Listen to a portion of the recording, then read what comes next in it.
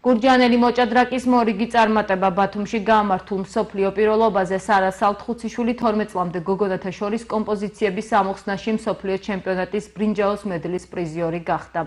საქართველოს ჭადრაკის ფედერაციის ინფორმაციით ნორჩმა ქართველმა მოჭადრაკემ მაღალი ოსტატობა და ანალიტიკური აზროვნება გამოავლინა და დამსახურებული ჯილდო მიიღო. სარა სალთხუციშვილი თამაშობდა მსოფლიო პირველობაზე ქალაქ ბათუმში.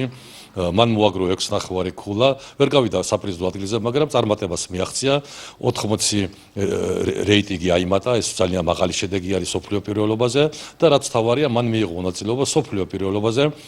ამოცნების ამოხსნაში კომპოზიცია ქვია ამას ჭადრაკული ინტრო გადავთარგმნოთ კომპოზიციაში მიიღო მონაწილეობა და ბრინჯაო მედალს დაეუფლა სოფლიოზე დაიკავა მესამე ადგილი ეს არის უაღრესად ძალიან დიდი წარმატება ეს არის 12 წლის ასაკში მომავალში ძალიან მალე დაახლოებით რამდენიმე დღეში ითამაშებს ბათუმში საერთაშორისო